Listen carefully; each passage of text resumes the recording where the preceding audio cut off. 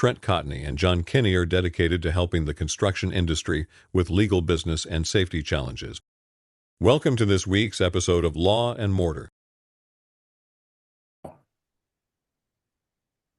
Hey, it's Trent Cotney. I'd like to welcome everybody to it's 98th, right, John? 98th episode 98th show. of Yes, Law sir. and Mortar. Yep, yeah, that's incredible. We've been doing it for a few years now. So I'd like to welcome you, John, my partner in crime. How are you doing?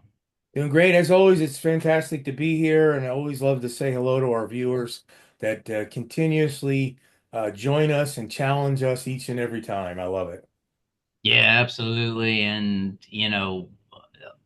God, I don't, there's no shortage of things that we can discuss. A lot of chaos right now is probably the best way to describe it. A lot of uncertainty.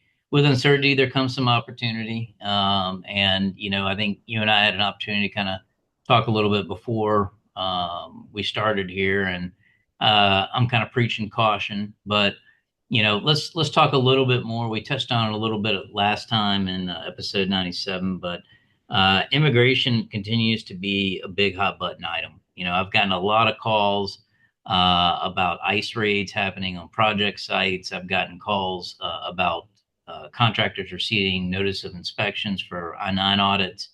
Obviously, just a big issue. What are you hearing on your end? Yeah, I've heard even I've heard raids on offices as well. When I say raids, they're showing up and asking for the paperwork. I at least haven't heard of anybody coming in guns a-blazing at this point. Definitely job site raids are way up.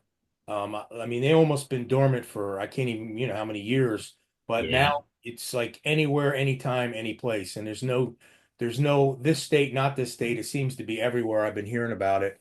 Um, yeah, I think it's definitely that's one thing I can say as far as we talk about chaos, things changing a lot. I think this one's here to stay, and I only see it getting more and more better enforced. I think that's the word I'm looking for.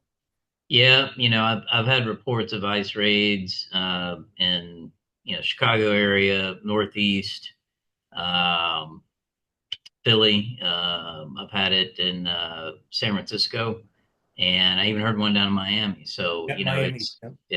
it's all over the place, right? And I was talking to someone the other day, and they asked me, do I think this is just like the tariffs, where it's a lot of shock and awe, and then they kind of scale back? And I think they're just getting started. I mean, I think I think the border restrictions and the going after criminals is phase one. I think if they get the increase in funding, you're going to see a lot more of it. And as we kind of discussed last time, I'm concerned about labor. I'm concerned about us having the labor that we need in order to do the work that has to be done. And I'm sure you probably have similar concerns, John. Yeah, I mean, I've always been big on preaching training and all the other things coming along with it, but I hate to say I'm almost to the point I'm putting the white flag up. But honestly, the stats are there. One coming in that stays past 90 days, three to four now retiring or exiting the industry. I don't see any viable path to close that gap with immigration being closed, pretty much closed for the next 4 years. So I think it is going to open. We talked a little bit about this at IRE, and did something for a roofer's coffee shop yesterday as well on AI and robotics, and I'm starting to really see a movement towards more automation into the labor field for construction. Hasn't quite hit roofing yet, but it's in other fields. I think you better get ready for that because I think that's where the transition is going to be over the next 2 to 5 years. Yeah, I mean, we've been preaching that since episode one, right? I mean, Yep. it's got to happen. There's just I you think know, it's finally here, though. I really do. I've been yeah, seeing I think companies there's with going to be big enough of AI an changes. it's going to be enough of an economic incentive at this point, Yeah. where you're going to have to, because you're going to either have to pay so much for labor, or you're not going to be able to find labor to meet the demand. Like, what happens if we have another few hurricanes, or another, derecho like we had in the Midwest, or more fires or anything like that? Like, who's going to do this work, right? If we don't have, we all want a legal workforce, but the reality is that foreign labor makes up a lot of our crews.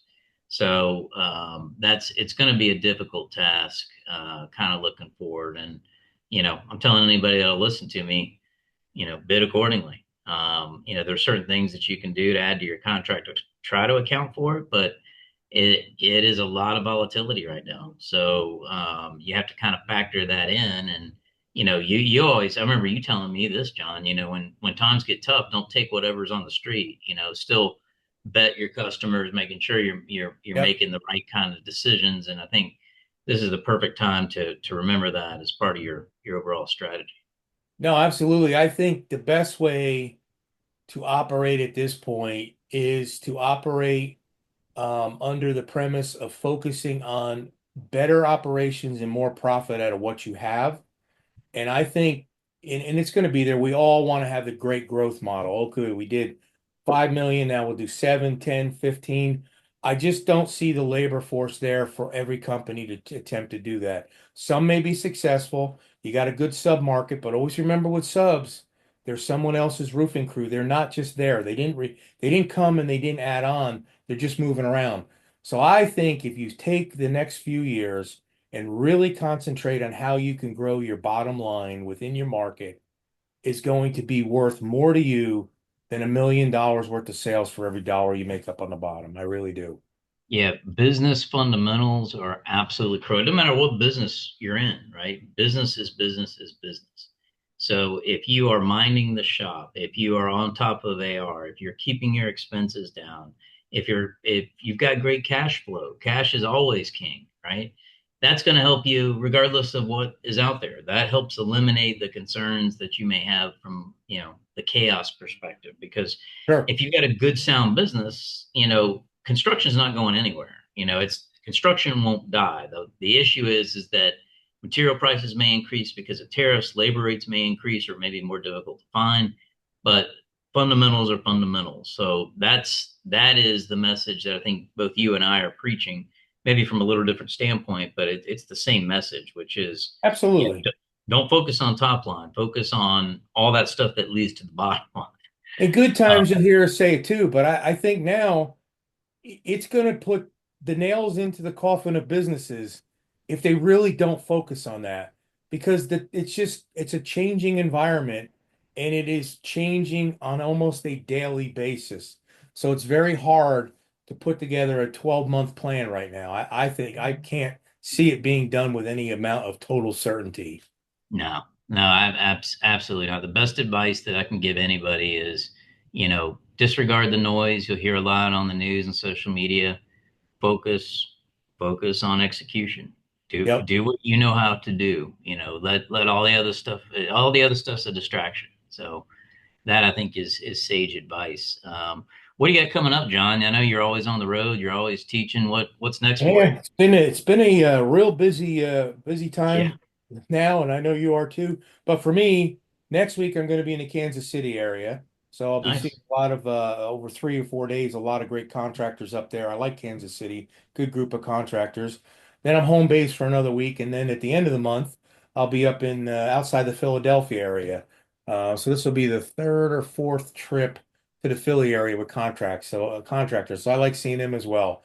It's Yeah. good to get out there and really work one-on-one and do the trainings with estimating training and all that and really you hear what's going on and you really get to help people improve themselves and get through all this. Yeah, you can't be. It sounds like you're going on the Super Bowl tour there. You got KC and Philly. But yeah, I agree with you. I've been sitting in the office here since IRE, and I'm ready. There's nothing like that one-on-one communication, and it keeps you sharp, right? I mean, if you and I didn't travel as much as we did, we wouldn't know what's important issues. Like you can't, I can't sit here in an ivory tower and hope to know what the real problems are unless I'm out there, with my ear to the ground. So Exactly. it's actually interesting that you mentioned that because I had one question, but I'm going to mix it up with a different one because I think it is a good segue. Okay. So this question is from Steve. Steve's question is, I'm relatively new to the industry. What would you suggest as far as training that I should look at? Well, I can start this one off. I think you should go to one of your estimating training courses. That's you're the god of estimating. So what else do you suggest if you're new? What should you do to kind of learn about what to do and what not to do? Well, most new contractors when they're starting out have a lot of financial struggles. And it's usually between understanding your numbers, what that means in comparison to understanding what your cash flow means, because they are two different. You can have a great scorecard on the financial sector side of your paperwork, but if your cash flow is not keeping up with it, that's going to be a disaster. So you need to understand that. Of course, estimating, and everybody that's listening to me is going to hear it one more time. It is the foundation of success in your company. If that's wrong, everything else is wrong down the line. And then you've got to get a handle on, at the same time, it's a lot to do, but you got to understand your operations. So what is one good thing is a lot of people starting roofing companies come more comfortable with the operation side of their business. So they got a pretty good handle on that. Most times, not maybe for the big growth, but if you can master your operations, your estimating, and your financial, and at least start out with that basic understanding how they all three affect each other, I think you're off to a really good start and continue gaining knowledge as you go. Yeah, I agree. So, when I started a business, the thing I struggled with most was understanding the accounting of a business because I don't have an MBA, I don't have any, I got to count on my fingers, and that was difficult for me. So, being able to learn whether it's formal training or even YouTube video, anything just helping you understand the basic accounting principles so that it gives you an understanding, it gives you the metrics to look at so you can, and instead of just saying, oh, well, I got cash and operating, so I must be all right. It'd be nice to know what that really looks like behind the scenes, right? So to me, that's critically important. And the more you can focus on operations, and I always say learn the hard lessons when you're small, because the bigger you get, the more dollar amount that there is associated with those hard lessons. So, it's okay to make mistakes, make them when you're small, right? Every single one of those are good learning tools, and become better every day. That was always my goal, is to figure out, how can I be 1% better than I was the day before. So Excellent advice. Excellent. well, John, with that, we are at the end of another great episode of Law and Mortar. I always appreciate you, my friend. For those of you that are listening to us, stay tuned. We'll get another one out here shortly. You can reach me at Trent.Cotney at arlaw.com or at Trent Cotney anywhere on social. John, how can they get you? Same way at J Kenney, anywhere on social. Look me up. I love to have you follow me, interact. And then, of course, email is jkenny@cotneyconsulting.com. Great. Well, thank you guys. We appreciate your support and stay tuned. See you soon.